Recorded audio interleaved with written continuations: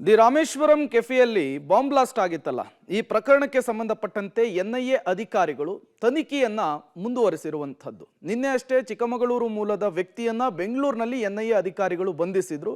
ಆತ ಈ ಪ್ರಕರಣದ ಪ್ರಮುಖ ಆರೋಪಿ ಅನ್ನೋದು ಕೂಡ ಎನ್ಐಎ ಅಧಿಕಾರಿಗಳಿಂದಲೇ ಗೊತ್ತಾಗಿತ್ತು. ಇವತ್ತು ಮತ್ತಿಬ್ಬರು ಪ್ರಮುಖ ಉಗ್ರರ ವಿಚಾರಕ್ಕೆ ಸಂಬಂಧಪಟ್ಟಂತೆ ಭಾವಚಿತ್ರವನ್ನು ರಿಲೀಸ್ ಮಾಡಲಾಗಿದೆ. ಹುಡುಕಿ ಕೊಟ್ಟವರಿಗೆ 20 ಲಕ್ಷ ಬಹುಮಾನವನ್ನು ಕೂಡ ಎನ್ಐಎ ಘೋಷಣೆ ಮಾಡಿದೆ. ಹಾಗಾದ್ರೆ ಆ ಇಬ್ಬರು ಯಾರು? ಅದರ ಕಂಪ್ಲೀಟ್ ಡೀಟೇಲ್ಸ್ ಇಲ್ಲಿದೆ.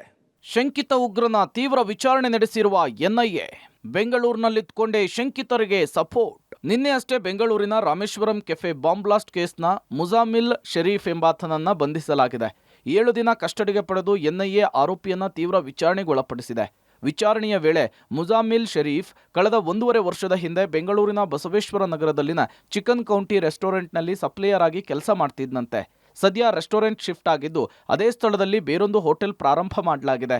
ಪ್ರಮುಖ ಆರೋಪಿ ಮುಜಾವಿರ್ಗೆ ಬಾಂಬರ್ ಕಚ್ಚಾ ವಸ್ತುಗಳನ್ನು ಪೂರೈಕೆಯ ಜೊತೆಗೆ ಹಣಕಾಸು ವ್ಯವಸ್ಥೆ ಮಾಡಿರೋದು ಕೂಡ ಗೊತ್ತಾಗಿದೆ. ಚಿಕ್ಕಮಗಳೂರು ಬಳಿಯ ಕಳಸಾಮೂಲ ಅನ್ನೋದು ಗೊತ್ತಾಗಿದ್ದು ಬಾಂಬ್ ಸ್ಫೋಟದ ಕೆಲ ದಿನಗಳ ಹಿಂದಷ್ಟೇ ಬೆಂಗಳೂರಿಗೆ ಬಂದು ಹೋಗಿದ್ದ ಅನ್ನೋದು ಗೊತ್ತಾಗಿದೆ. ಶಂಕಿತ ಇಬ್ಬರು ಆರೋಪಿಗಳ ಫೋಟೋ ರಿಲೀಸ್ ಮಾಡಿದ ಎನ್ಐಎ ಸುಳಿವು ನೀಡಿದವರಿಗೆ ತಲಾ 10 ಲಕ್ಷದಂತೆ 20 ಲಕ್ಷ ಬಹುಮಾನ. 2ನೇ ಬಾರಿಗೆ ಎನ್ಐಎ ಅಧಿಕಾರಿಗಳು ಪ್ರಮುಖ ಇಬ್ಬರು ಶಂಕಿತರ ಫೋಟೋ ಬಿಡುಗಡೆ ಮಾಡಿದೆ. ಪ್ರಮುಖ ಆರೋಪಿ ಮುಜಾವಿರ್ ಹುಸೇನ್ ಶಾಜಿಬ್ ಮತ್ತು ಅಬ್ದುಲ್ ಮತೀನ್ ತಾಹಾ ಫೋಟೋ ಬಿಡುಗಡೆ ಮಾಡಿ ಪತ್ರಿಕಾ ಪ್ರಕಟಣೆಯನ್ನು ಹೊರಡಿಸಿದೆ. ಆರೋಪಿಗಳ ಬಗ್ಗೆ ಸುಳಿವು ನೀಡಿದವರಿಗೆ ತಲಾ 10 ಲಕ್ಷದಂತೆ 20 ಲಕ್ಷ ಬಹುಮಾನ ಘೋಷಣೆ ಮಾಡಿದೆ.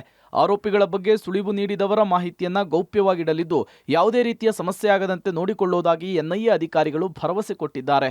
ಬಾಂಬ್ ಬ್ಲಾಸ್ಟ್ ಕೇಸ್ನಲ್ಲಿ ಯಾರ್ಯಾರ ಪಾತ್ರ ಏನು, ಆರೋಪಿಗಳ ಹಿನ್ನೆಲೆ ಏನು ಎಲ್ಲವನ್ನೂ ಪತ್ತೆ ಮಾಡಿರುವ ಅಧಿಕಾರಿಗಳಿಗೆ ಇಬ್ಬರು ಪ್ರಮುಖ ಆರೋಪಿಗಳ ಬೆನ್ನು ಬಿದ್ದಿದ್ದಾರೆ. ಸದ್ಯ ಎನ್ಐಎ ಅಧಿಕಾರಿಗಳ ಕಸ್ಟಡಿಯಲ್ಲಿರುವ ಮುಜಾಮಿಲ್ ಶರೀಫ್ ವಿಚಾರಣೆಯಲ್ಲಿ ಇನ್ನು ಯಾವೆಲ್ಲ ವಿಚಾರಗಳು ಬೆಳಕಿಗೆ ಬರುತ್ತೆ ಅನ್ನೋದನ್ನ ಕಾದು ನೋಡಬೇಕಿದೆ.